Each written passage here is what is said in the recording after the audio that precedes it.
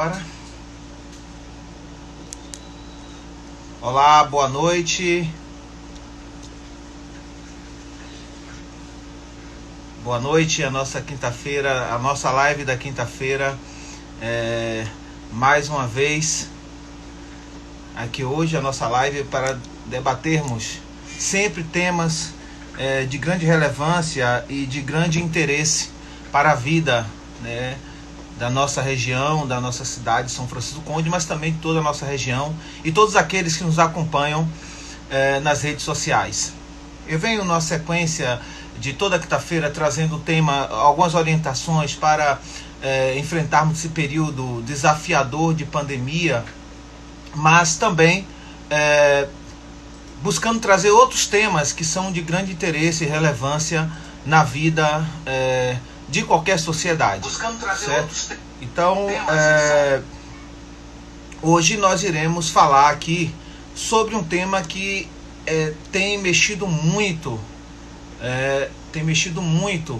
com a vida das pessoas, tem estado muito em discussão através da imprensa e que faz parte do cotidiano da nossa sociedade, que faz parte do nosso dia a dia e que, por vezes,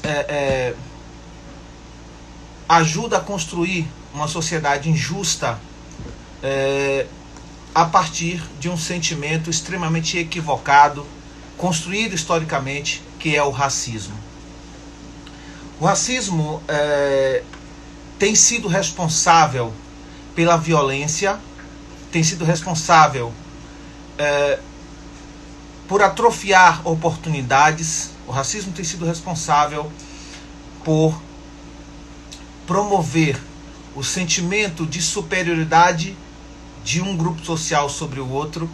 O racismo tem justificado este modelo que nós vivemos hoje de sociedade, onde a grande maioria da população que ocupam as favelas, os presídios, as pessoas que estão entre as primeiras mais violentadas, seja pelo Estado, através dos aparelhos de polícia, seja pela ausência de políticas públicas que possam alcançar essa sociedade, né? O racismo está nas estruturas do Estado e tem justificado este modelo de desigualdade. Hoje, para conduzir, para me ajudar mediando essa discussão, eu convidar um amigo que também professor, né, também do campo das artes, das ciências humanas, meu amigo Joane Macieira, né, que já está aí conosco presente. Eu vou convidar para ele poder mediar essa discussão que eu estarei promovendo hoje aqui na condição de professor de História, e tentarei fazer, gente, uma discussão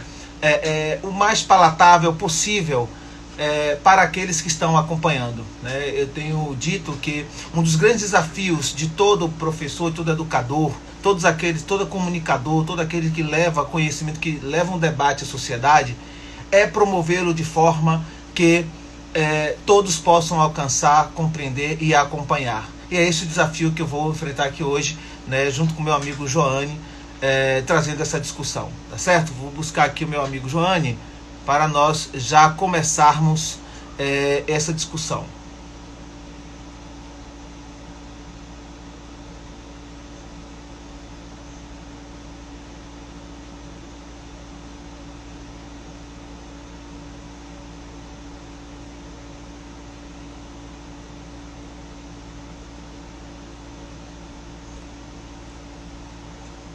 Opa, vamos ver aqui.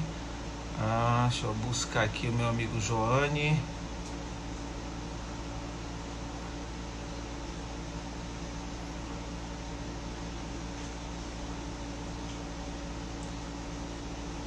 Espero aqui a conexão do meu amigo Joane, que me parece que ainda não está conectado, mas enquanto ele não chega, nós iremos... cadê aqui? Joane. Bom, enquanto nosso amigo Joane não chega, eu vou iniciar, né, a nossa discussão, o nosso tema de hoje. E é o tempo também que a turma vai conectando aí. Eu estou pensando que as pessoas estão chegando aqui agora, estão chegando em massa aí. E nós começamos a falar esse tema tão importante para a nossa vida, para o nosso cotidiano, para nós repensarmos algumas atitudes, alguns pensamentos, algumas leituras, aprendermos a questionar outros tantos, aprendermos também a nos posicionarmos de maneira crítica e diante de determinadas expressões de mentalidades que comumente nós vivenciamos. Acho que Joane está chegando aqui. Um momentinho só.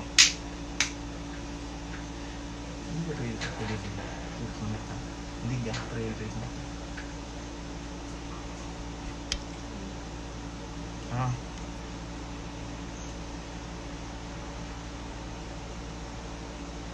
Bom.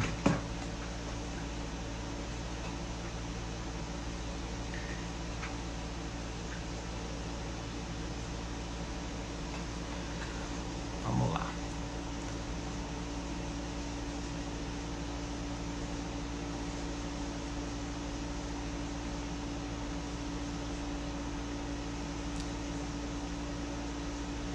Bom, quando nosso amigo Joane chegar, ele vai mencionar, e aí eu aproveito e adiciono para a gente ganhar tempo e avançarmos nessa nossa live de hoje.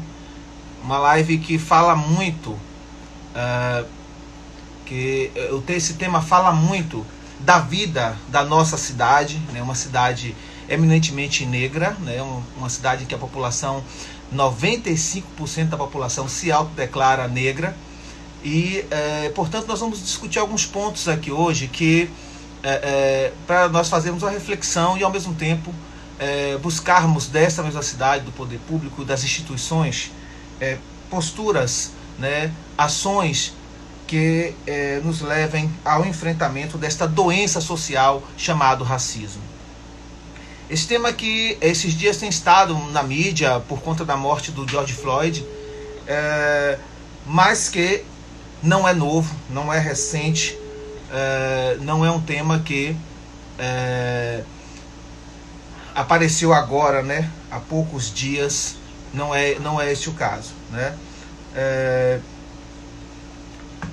Nós sabemos que situações como aquelas que levou à morte de George Floyd acontecem diariamente, né, na sociedade brasileira, no dia a dia das nossas cidades. Pedir ao meu amigo Joane que, na medida que ele conectar, ele possa acenar para a gente poder convidá-lo, né? Mas eu quero começar essa discussão fazendo alguns questionamentos para você que acompanha neste momento.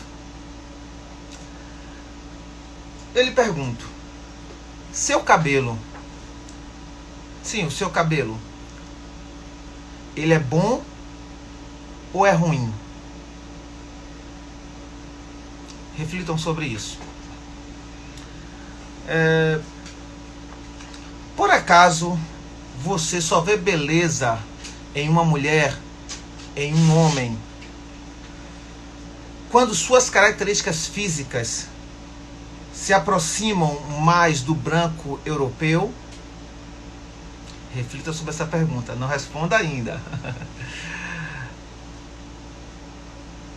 Você já ouviu dizer alguém, ao elogiar uma outra pessoa, falar que negra linda, que negro lindo, falando como se a beleza não fosse comum à pessoa negra? Você já ouviu, né, na contraposição desta negra linda ou negro lindo, alguém dizer que branco ou que branca linda? Eu vou pontuar, ainda para provocar você mais um pouco, enquanto a turma vai chegando. Nosso amigo Joane me parece que já está aqui também.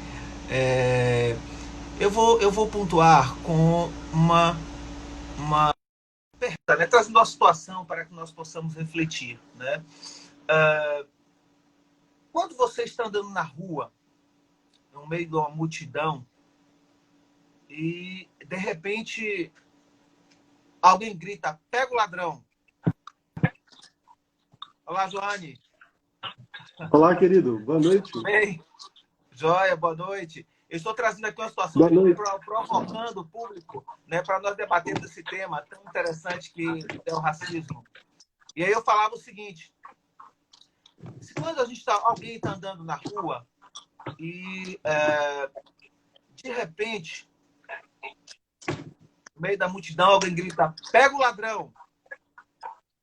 Quando você olha, você vê 3 adolescentes correndo. Um, características físicas de oriental, vamos dizer, o japonês, o chinês. Um outro branco, com perfil europeu, e um negro.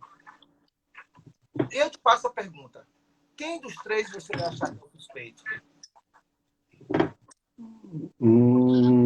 Boa pergunta, Marivaldo. Boa Boa pergunta, né? pergunta. Vamos refletir sobre essas provocações. Quando alguém me diz a coisa Marivaldo, está tá me ouvindo preta... bem? Oi? Tá me ouvindo bem? Tô te ouvindo bem, tá ótimo, tá massa. Tá massa. Você tá me ouvindo bem? Tô te ouvindo, Bem? sim. Ainda na provocação, Johnny, que eu havia iniciado aqui, digo, quando alguém lhe fala a coisa tá preta, o seu sentimento é de que algo bom ou ruim está acontecendo. Só provocação, né, Johnny? Uhum. Quando Pra mim alguém tá fala, preto, tá sempre bom, viu? oi, oi, Pra mim, quando tá preto, tá sempre bom. pois é, vamos à reflexão. Quando alguém fala de escravidão, você pensa numa pessoa branca ou uma pessoa negra? Estou provocando os nossos Claro. amigos que estão nos acompanhando neste momento. Alguém está falando que o áudio está muito baixo. O meu? Mais uma provocação. Qual é a cor do pecado? Qual é a cor do pecado? Algum de vocês já ouviu a expressão cabelo rebelde, cabelo ruim, cabelo de arear panela, cabelo duro, cabelo de piaçava, preto burro, preto feio? Acredito que são expressões que muitos de nós já vimos no cotidiano, não é isso mesmo? Você já ouviu dizer que vou dormir porque amanhã é dia de branco? Então, ao dia posterior, como um dia de trabalho, um dia de responsabilidade, uma coisa séria, como se somente o branco é quem trabalhasse, apesar de estarmos num país em que a grande maioria da população, que sempre formou a força bruta se tornaram seres negros. Por acaso você já ouviu também a expressão eu estou com inveja branca de você? Como se fosse aquela inveja boa. Alguém de vocês alguém de vocês. Eu acho que o seu áudio, João, está alguma coisa. Eu vou fazer o seguinte, eu acho que seu áudio está no áudio. O áudio Tá me ouvindo? Talvez Tá com interferência? Deve ser porque eu tô logado no notebook e no celular. Vou deslogar do notebook. Isso, deslogue no notebook. Você pode, no notebook, tirar só o som. Só tirando o som. Pronto, só um instante.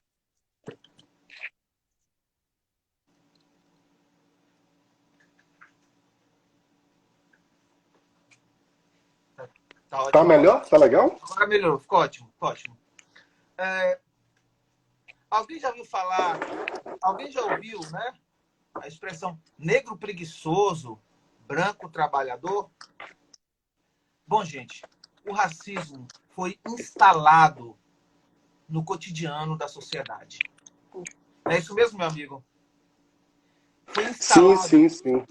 de forma que viesse a parecer algo natural, algo verdadeiro, algo que existe por obra da natureza. O negro é inferior ao branco. como se fosse obra da natureza. E é interessante, eu quero trazer aqui um pensamento do Nelson Mandela, ex-presidente sul-africano, que foi um grande guerreiro, né, pró-igualdade racial, pró-igualdade na África do Sul. Foi preso por conta dessa luta, né, e posteriormente virou presidente do país, promovendo aí uma série de mudanças, não somente na África do Sul, mas também no mundo afora, né, provocando um debate no mundo afora. Porque ele diz assim, ó, ninguém nasce odiando outra pessoa pela cor da pele, nem por sua origem ou religião. Para odiar, as pessoas precisam aprender. E se elas podem aprender a odiar, elas podem aprender a amar. Eu gosto muito dessa fala do Mandela, porque ela representa muito um contexto de disputa, né, de luta, onde os brancos que compunham a elite que dominava a África do Sul naquele momento, né, entendiam como natural o lugar, né, de oprimido, de subjugado, o lugar de alguém que não tinha direitos a ações do Estado, do poder público, não tinha direito à moradia, a trabalho, à educação. E essa frase ficou cunhada para o mundo, né? Até hoje, em todos os lugares do mundo, isso é repetido. É isso mesmo, Joane? E esse debate que é tão atual, né? Ele é tão caloroso nesse momento, que foi provocado, sobretudo, pela morte do George Floyd e também pela morte do João Pedro, né, no Rio de Janeiro, né, a morte da criança em Recife com a patroa, que o Miguel, né, a patroa que deixou o menino descer pelo elevador e assim cair lá do nono andar. Né? Este tema aqui ele é tão presente na vida de quem sente na pele as marcas dessa doença social. Né? Eu tenho visto as redes sociais todo mundo falando algo sobre racismo. E eu falei, olha, eu vou tentar fazer essa discussão provocando no contrapente, levando a reflexão para nós analisarmos de que maneira este mal, esta grande doença social está tão presente no nosso cotidiano e como está também nas estruturas do Estado, das instituições, do poder público, na mentalidade e na nossa fala diária. Eu citei aqui, fiz várias perguntas, né, que foram perguntas com o intuito de provocar mesmo a reflexão, né, para nós avaliarmos como nós fomos educados, como a sociedade foi educada para pensar de maneira racista e machista. Todo pensamento e sentimento ruim e depreciativo em relação ao negro foi construído na sociedade, nas instituições e na estrutura do Estado, né, meu amigo? Marivaldo, eu queria dar uma boa noite. Isso na pele, né? Antes de eu falar qualquer coisa, eu queria saudar todos que estão aqui nos assistindo. Uma boa noite especial para todo mundo. E em especial para a Ayala Sofia, que tem 4 anos e está assistindo a gente, da Baixa Fria. A minha amiga Milena, estudante de enfermagem. Para a galera do Cascavel, de São Bento, Ninho da Gata, Mutamba. Para todos vocês que estão aí conectados, aquele beijo. Mas falar de racismo, Marivaldo, eu queria falar com mais leveza sobre isso. Eu queria ser engraçado, que eu até gosto de ser engraçado, quando eu consigo, claro. Mas não tem como ser risível, engraçado, e falar de algo tão sério, um monstro tão grande que a gente precisa enfrentar diariamente. Eu não consigo falar, eu não consigo romantizar o racismo. Sim. Quando eu percebo que reflexo disso estão sendo violentados irmãs minhas diariamente. São mortos por auto de resistência, são sempre os principais suspeitos, são sempre aqueles que estão nos espaços considerados de menor importância. Todo trabalho é digno, sem dúvidas. Mas por que sempre os irmãos negros que estão sempre com gari? Sempre aqueles que estão ali na limpeza? Por quê? Porque eu não consigo, é difícil eu chegar a uma clínica médica, um hospital, e ter uma médica negra ou um médico negro? Por quê? Porque um Brasil que tem mais de 56% da população brasileira negra e 71% das mortes que acontecem no Brasil de assassinatos é do público negro. Então, algo está de errado aí. Algo está acontecendo, a gente precisa refletir o porquê disso. É isso que se chama racismo. A gente percebe essa desigualdade, essa negação de acesso aos espaços da população negra. Quando a gente percebe que a população negra, Marivaldo, é minoria nesse espaço de poder, nos cargos de decisão, isso é fruto do racismo. Do racismo. Tem uma frase, Marivaldo, de um poeta, né, poeta, artista, chamado Giovanni Sobrevivente, e ele fala assim, uma parte da música: Tia Anastácia está revoltada. Tia Anastácia está revoltada. Ela faz os bolinhos. Johnny. E a Dona Benta que ganha um reconhecimento. E a farinha de trigo leva o nome de Dona Benta. Seria bom você tirar o áudio, porque tá gerando uma confusão no som. Se tirar o áudio. Tirar o fone, no caso.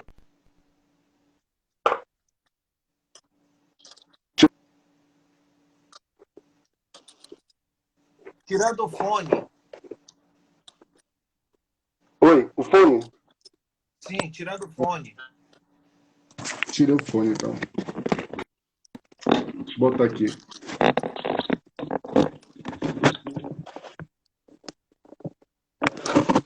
Pronto, tá melhor? Tá melhor? Tá melhor. Tá ótimo. Pronto. Então é isso. A farinha de trigo deveria ser chamada de Tia Anastácia e não Dona Benta, uma vez que ela que produz os bolinhos, ela que dá o gosto. E isso é o que, então? Exatamente. Isso não seria racismo? A negação de... A ideia é justamente invisibilizar essa figura negra. Ela trabalha, garante a produção, mas quem aparece é a mulher branca. Então, isso é um dos produtos, né, dos E efeitos assim, do da racismo. mesma forma, João, da mesma forma, os livros, não é isso mesmo? Os livros. Sim. Os livros que as gerações estudaram nas escolas, né, ao longo dos anos, esses livros sempre protagonizados por figuras brancas, sendo que quem sempre produziu, quem sempre gerou a riqueza do país, era a população que era escravizada, que era a população negra. Sim, sim. A gente para observar hoje as novelas, os telejornais, as pessoas ainda estranham quando veem uma mulher ou um homem negro protagonizando um telejornal. Por que as pessoas geram isso? Por que as pessoas têm um sentimento as pessoas estranham quando olham? Meu sonho é parar de estranhar. Meu sonho é parar de estranhar. Porque Exatamente. me chama a atenção. E chama a atenção de muita gente quando a gente encontra, por exemplo, um médico, um advogado, um engenheiro negro. E por que chama a atenção, Marivaldo? Por que chama a atenção? Porque é estranho. Porque eu fico admirado quando encontro um profissional deste porte, de pele negra, de traços negros. Então, é importante. E assim, Marivaldo, a gente, né, você, meu colega, professor, a gente tem uma. Eu nem digo papel, apenas papel social, nem quero chamar disso. Eu quero dizer que a gente, enquanto professor, tem uma responsabilidade bem maior, né, com posturas, com atitude antirracista.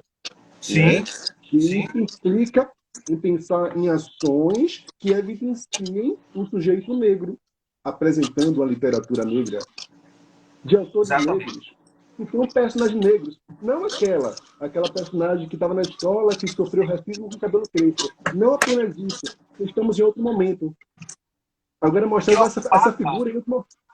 E que ocupava somente um lugar, né, na história. Da coitada. A posição de escravizado. Uhum. Hoje, a ideia é nós buscarmos entendermos um pouco de onde nasce tudo isso. Por que esse sentimento de que o negro é inferior? Porque, às vezes, por vezes, a sociedade, a gente conversando com as pessoas, nós percebemos o quanto esta mentalidade ela está tão presente. né? E acho que é importante a gente observar que isso tem a ver totalmente com a história do nosso país.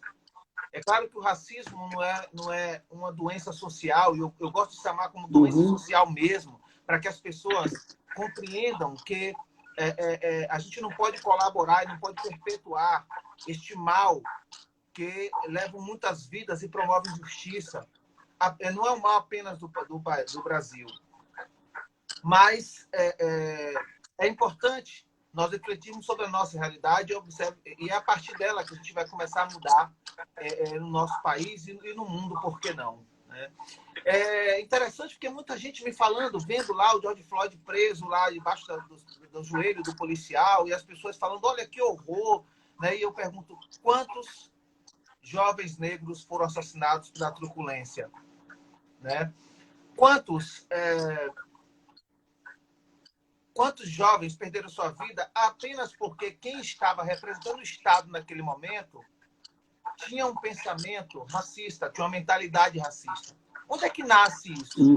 Por que a gente naturaliza o lugar do branco no poder e o lugar do negro como aquele que é perseguido pela polícia, né? Como aquele que está em casa com as crianças, o João Pedro e os seus amigos que estavam em casa brincando e a polícia invadiu procurando o traficante e disparando tiros? Nessa reflexão, eu quero acrescentar ainda, Joane, um outro vídeo que eu vi rolando parece no Fantástico, de um policial que foi a um condomínio Alphaville, em São Paulo, que ele foi chamado para atender uma denúncia de violência doméstica. E chegando lá, um empresário que era alvo da denúncia, né, extremamente arrogante, xingando o policial, dizendo que ele não era nada ali naquele lugar, que ele era alguém na favela e tal. E, de repente, eu percebia que a postura do policial naquele momento, ela era diferente. Né? E aí eu me pergunto se essa postura seria a mesma se fosse numa casa na favela com um homem negro. Né? É claro, com isso, nós não estamos aqui querendo estigmatizar todos os policiais, porque nem todos agem da mesma maneira. Mas, por vezes, a atitude, o que tem por trás é um currículo oculto, que é o racismo. É um pensamento, é uma hierarquia que está na mente daquele sujeito. E, por isso, a postura que ele tem não é a mesma diante do jovem e da jovem negra. Geralmente, diante do branco, a posição é de parar, respeitar e ouvir, ainda que seja agressão, como foi aquele caso. E aí, onde que nasceu o racismo no Brasil? Olha, dos séculos XVI ao século XVIII, XIX, o sistema de produção econômica do nosso país, como você sabe, como professor, como muitas outras pessoas sabem, era a escravidão. No caso do Brasil, uma escravidão feita inicialmente dos portugueses, né, impondo aos povos indígenas, mas muito rapidamente substituíram essa mão de obra de indígenas por africanos que eram sequestrados no continente africano, trazidos à força para o Brasil. E aqui no Brasil, a eles era imposta a condição de escravos. Sim. Durante todo esse período, a riqueza que era produzida na colônia brasileira e que ia para a Europa para sustentar a coroa portuguesa, toda a riqueza, todo o trabalho era feito pelos homens e mulheres negras que estavam trabalhando como escravos, seres humanos que foram escravizados. Durante todo esse período, o trabalho braçal, o trabalho cotidiano, era visto como ofensivo quando era feito pelo branco, mas digno de merecimento quando era feito pelo negro. Trabalho pesado era coisa de preto, de escravo. Ao branco, o discurso construído era: você está no lugar de quem manda, de quem pensa e de quem manda. Para não entrar tanto na história, porque esse é um tema bem complexo, bem amplo, que não dá para a gente fazer em uma única live, vou fazer alguns recortes aqui para a gente compreender melhor como esse pensamento, né, que hoje tem tanta força na sociedade, ganhou corpo. No século XIX, Joane, o século XIX foi o século em que as ciências se constituíram como portadores, como os expositores da verdade. Né? A gente sabe que todo o crescimento de uma sociedade comercial, urbana, né, na Europa, mas também em outras regiões do mundo, com as chamadas navegações, grandes navegações, né, a invasão dos europeus em vários territórios do mundo para explorar riqueza natural, para comercializar essa riqueza na Europa, fez com que os europeus estendessem seu campo de relação mundo afora. E no século XIX, quando eles já tinham passado por todo aquele processo de fim da Idade Média, lá no século XV, todo um processo de amadurecimento urbano e industrial, a ciência ganha força e ganha credibilidade na sociedade. A ciência como detentora da verdade. Entre os vários estudos científicos que havia também um feito por Charles Darwin, um cientista inglês, Charles Darwin, que fez um estudo sobre o desenvolvimento da natureza, das espécies da natureza, onde ele relatava a evolução, né, da natureza, onde as espécies que conseguiam ir se adaptando conseguiam sobreviver e permanecer vivos. Né? Com base nesse... e aí, obviamente, que nesse estudo, com base nesse estudo, a elite europeia começou a se utilizar dessa suposta evolução para hierarquizar a sociedade humana em raças. Separar a raça que era superior a outra raça. E por isso ela dominava, por isso ela subjugava, por isso ela tinha o direito de ser a luz que iluminava a vida e o caminho daqueles que estavam na escuridão. Vejam como é que se constrói esse sentimento. Os europeus, né, que estampavam a ciência como o brasão da verdade, diziam que eles eram credenciados a civilizar o mundo. E não é novo esse pensamento civilizatório europeu, porque se nós formos buscar lá na Roma Antiga, também havia esse sentimento, né? Quem não era romano era bárbaro, é selvagem, né? Então, esse mesmo sentimento ele volta novamente no século XIX, ele se fortalece com base na ciência. E agora trazendo uma outra roupagem, que é essa divisão racial. Essa divisão que, tomando como preceito a ideia de que o branco era superior, hierarquicamente superior ao negro, portanto, estava justificada a dominação branca sobre os negros. E aí, olha, mas é tão fácil a aquisição dessa mentalidade, dessa informação, desse conhecimento supostamente científico? Obviamente que não. É uma construção que foi feita e cristalizada aos poucos, levando essa sociedade a ir adquirindo essa subserviência, essa hierarquia social que foi criada.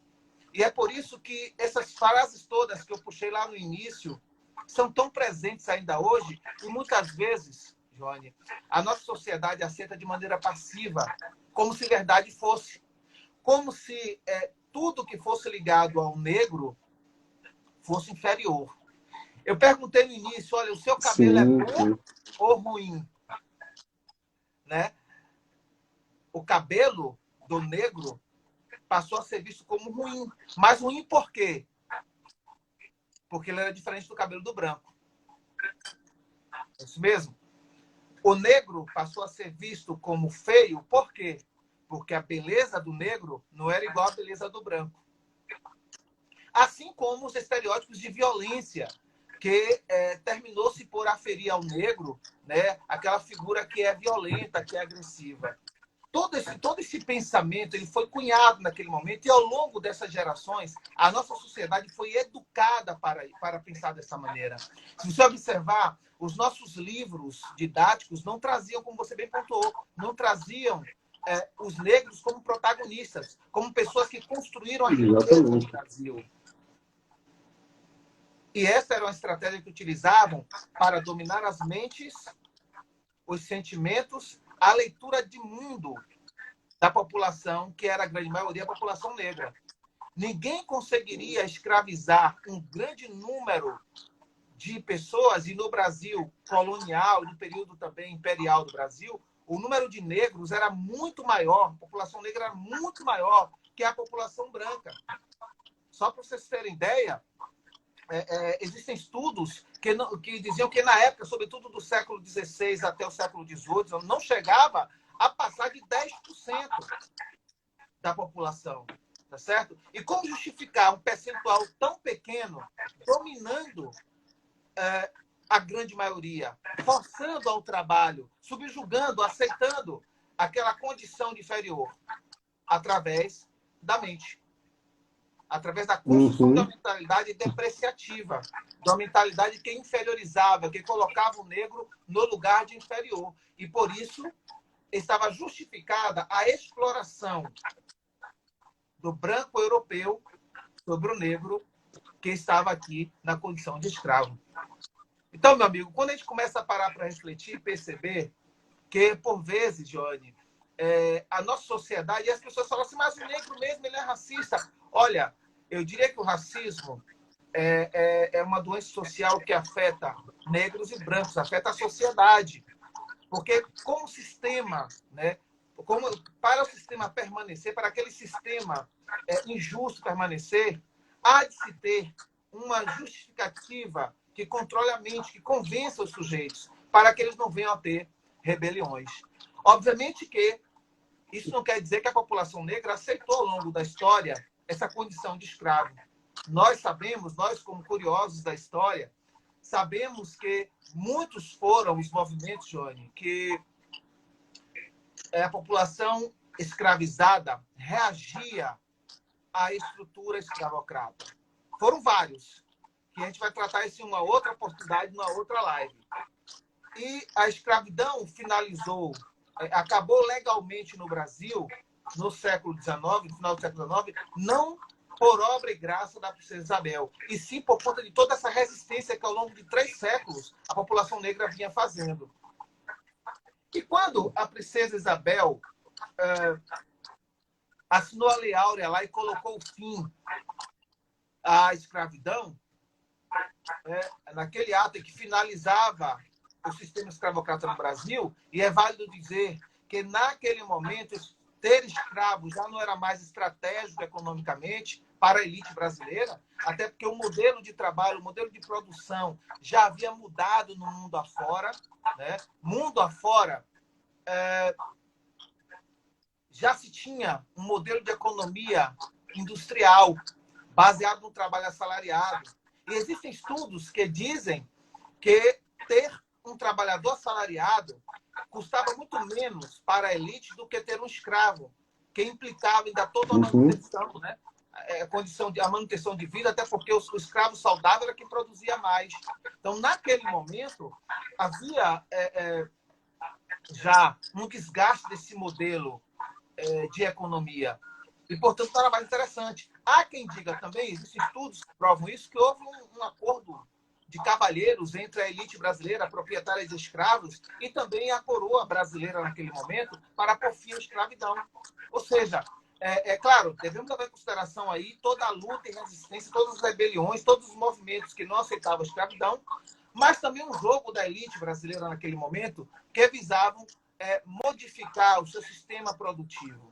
Tanto é que o fim da escravidão não se deu por entenderem que a espécie humana, que não existiam raças diferentes e, portanto, não se tinha seres humanos superiores a outros, tanto é a prova de que não havia esse sentimento, que ao finalizar a escravidão, o Estado brasileiro, Joane, como você bem sabe, obviamente, mas o nosso público nos acompanha nesse momento, não promoveu nenhuma medida que possibilitasse ao negro que havia acabado de sair da escravidão condições necessárias para que eles pudessem alcançar as instituições do Estado. Eu falo da escola, né, das escolas, os espaços de trabalho,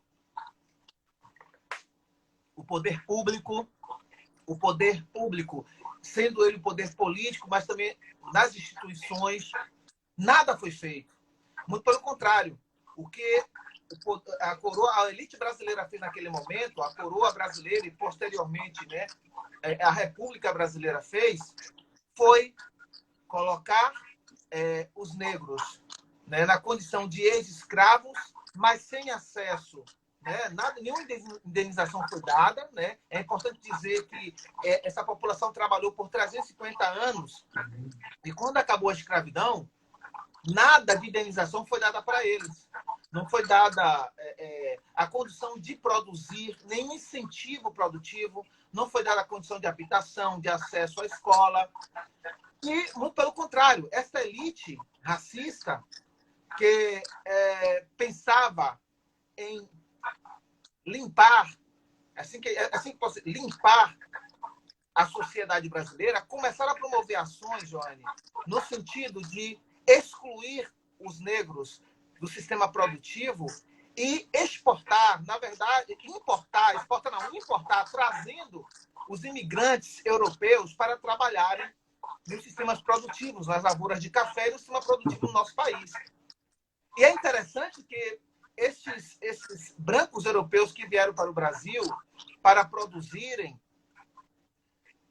tem a sua chegada ao Brasil cultuada, né, pelas novelas da Rede Globo, que é a chegada dos imigrantes italianos, né, que dão nomes a ruas, a bairros, praças, cidades no Brasil afora. E a estes fora dada todas as condições para que eles pudessem se constituir no Brasil. Enquanto que aqueles que produziram por 350 anos, condição nenhuma fora dada. Muito pelo contrário. Foi-se trabalhada intensamente em um sistema de extermínio da população negra. Aí você fala, mas que se fala tão radical? Não é radical. Nós podemos constatar isso. Se ao longo do século XVI até o século XIX, nós tínhamos um grande percentual da população brasileira, de população negra, com o fim da escravidão, o que se começa é um processo de extermínio da população negra e busca, né, pela povoação branca no Brasil. E assim foi o que aconteceu.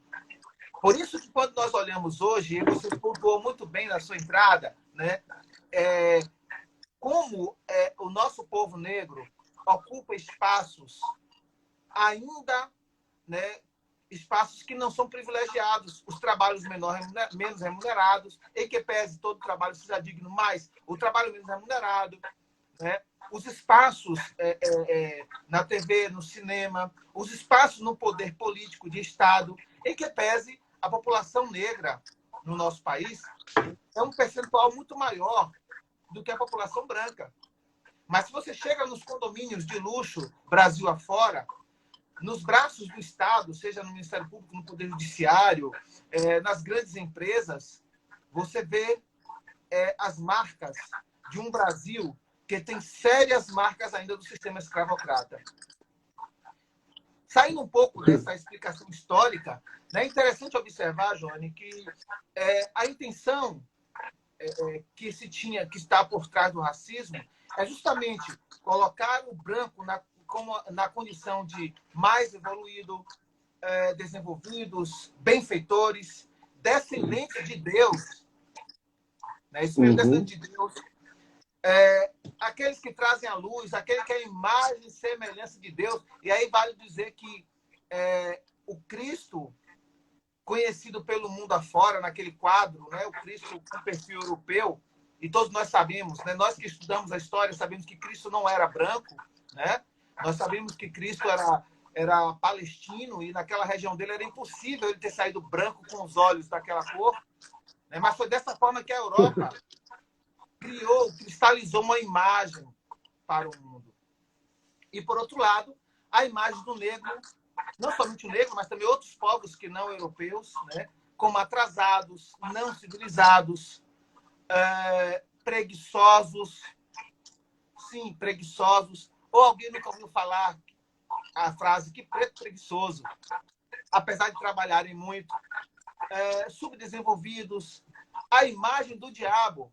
Alguém aí tem dúvida que quando alguém diz que o capeta é preto, que ele seja preto mesmo?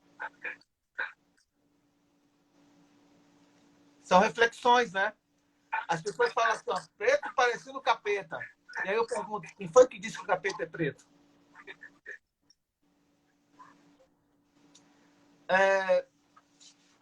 A imagem do negro, ela foi cada vez mais sendo cristalizada e colocada no lugar de quem tinha que estar subjugado.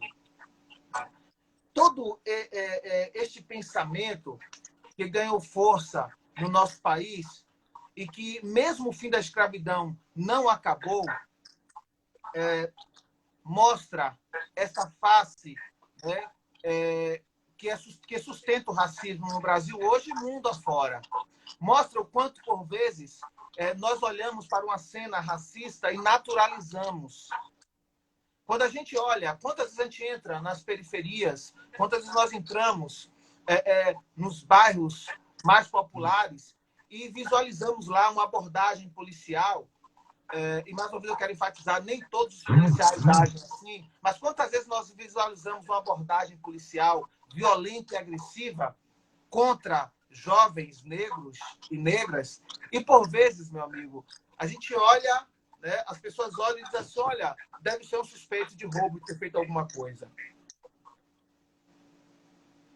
Isso tem a ver com o plano de fundo que a nossa sociedade vive, que é o racismo, que é o pensamento racista. Racismo esse foi construído ao longo da história. Construído, né, fortalecido em nossa sociedade, sobretudo como uma forma de justificar a escravização de homens e mulheres negras no sistema produtivo do nosso país. Esse é um pensamento do século XIX, mas que ainda hoje permanece muito forte, Joane. Né? A ciência, nem mesmo os estudos científicos das últimas décadas, que têm provado que não existem raças humanas, e sim uma única espécie, que é a espécie humana, e as diferenças, né? As diferenças de cor de pele não conferem diferença de raça, que quando você tira a cor da pele, na composição física, nós somos iguais, mesmo com todas as constatações da ciência. Me parece, e é visível isso, que o que tem valido ainda, sobretudo na mentalidade dos racistas, é aquele pensamento do século XIX, aquele pensamento retrógrado e limitado do século XIX.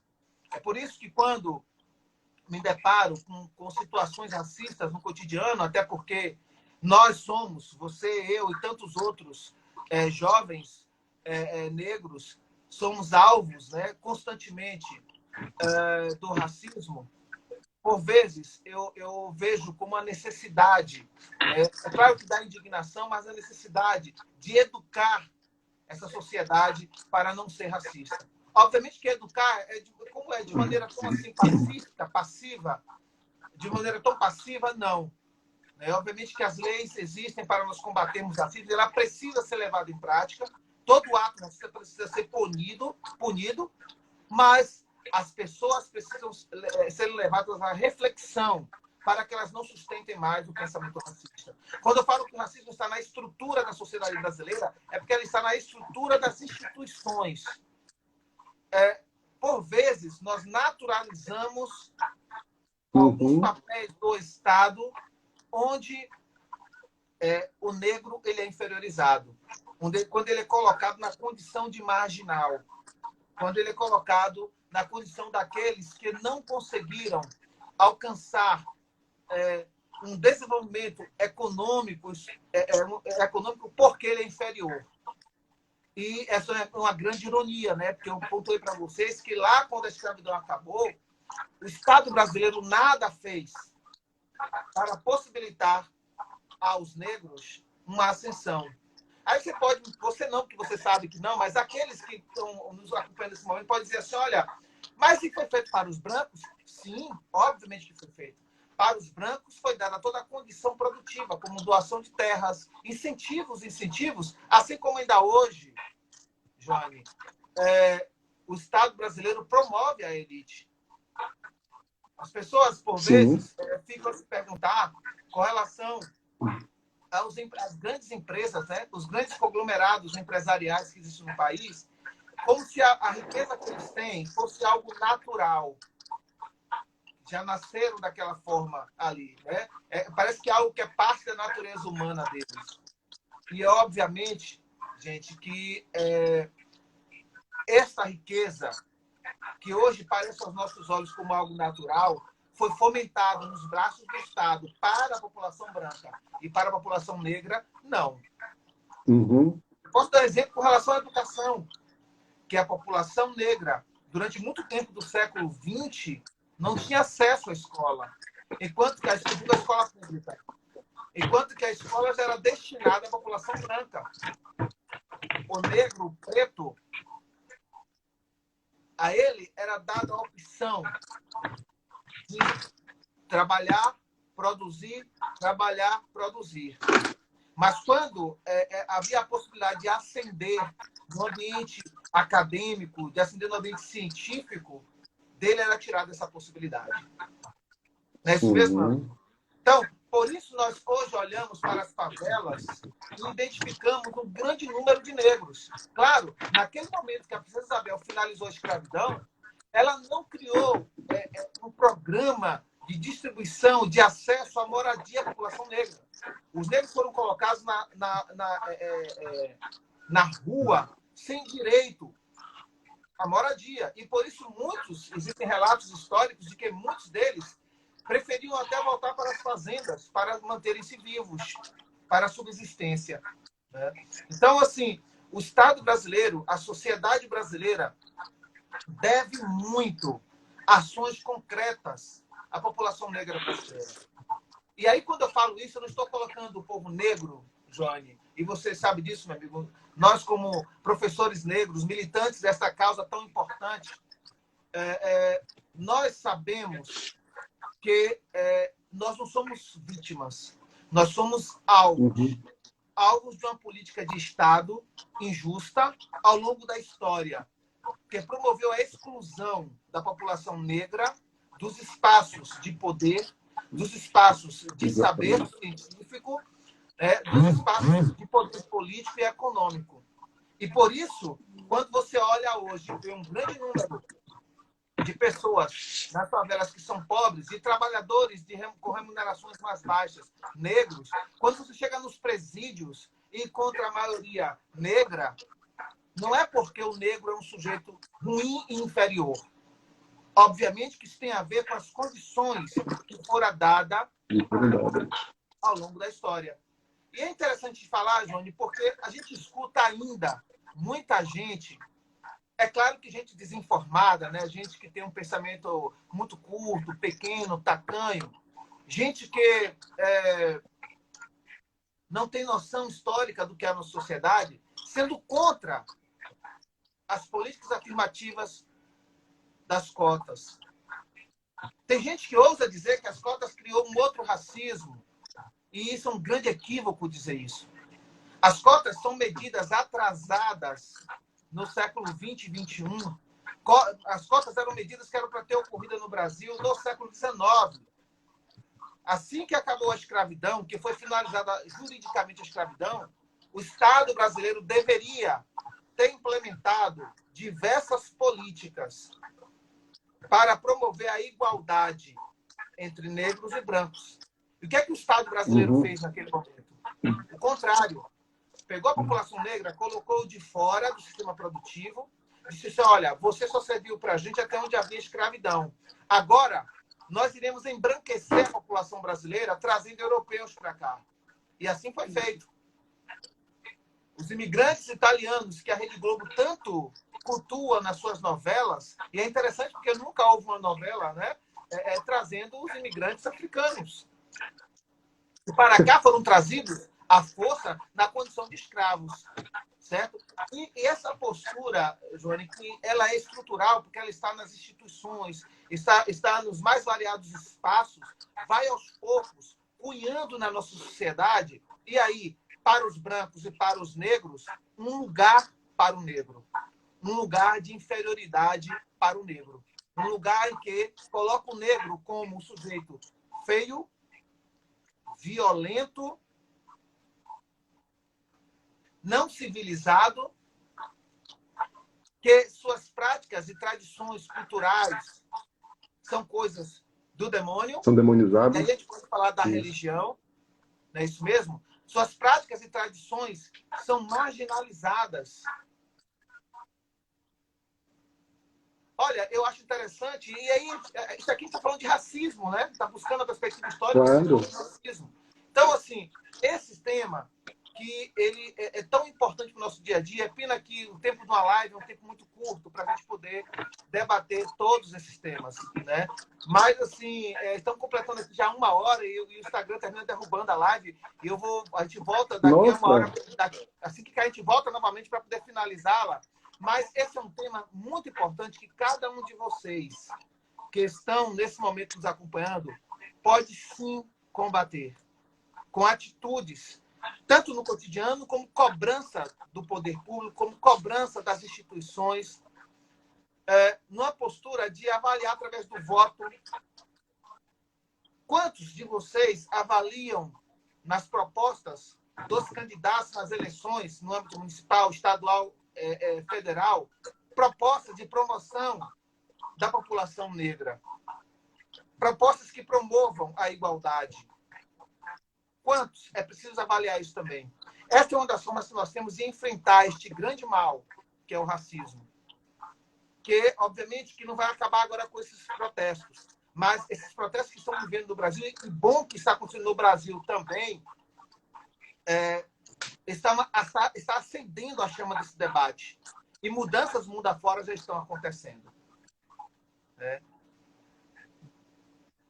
Johnny, meu amigo, eu estou vendo aqui que o Instagram vai derrubar novamente essa live, a gente entra novamente para finalizar, tá certo? A gente Mas, volta, assim, a gente volta. Esse é um tema extremamente amplo, né, e complexo, que, obviamente, que falar sobre racismo e trazer esse tema por completo, precisaríamos de umas 10 lives. Né? Essa de hoje eu fiz recortes pontuais, para a gente conseguir, na verdade, identificar como esse racismo está no nosso cotidiano, ele foi construído, foi instalado no nosso cotidiano para nos levar a pensar de maneira racista. E como uma forma de justificar um domínio econômico. E como ela também está, como também esse racismo está nas instituições. Como toda a prática do povo preto fora marginalizada e colocada na condição de ruim. Né? Então, esse tema aqui é muito importante para todos nós. É importante que nós possamos nos engajar também nesse embate.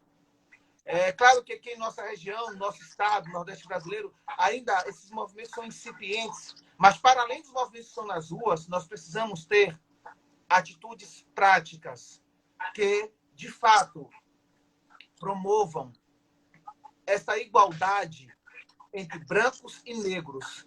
Que não mais tenhamos o sentimento de que um branco correndo é um atleta e que um negro correndo pode ser um ladrão.